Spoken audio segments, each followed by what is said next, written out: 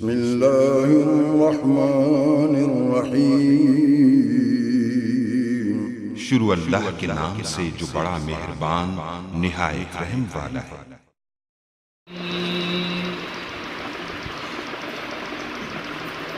بسم اللہ الرحمن الرحیم۔ یا ایہا الذین آمنوا اتقوا اللہ ولتنظر نفس ما قدمت لغد واتقوا الله إن الله خبير بما تعملون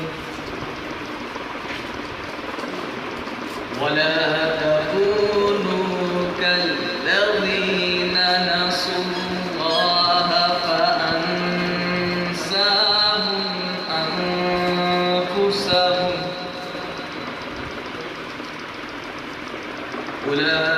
أولئك هم الفاسقون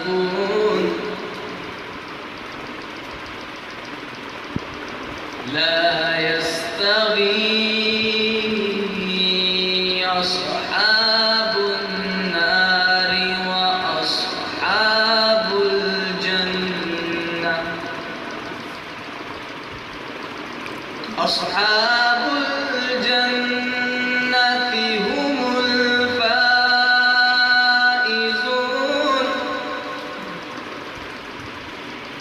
لو أنزلنا هذا القرآن على جبل لرأيته خاشعا متصدعا من خشية الله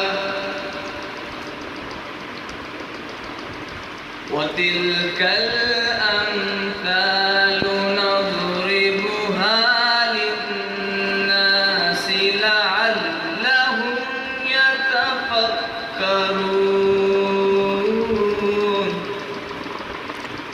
صدق الله العظيم۔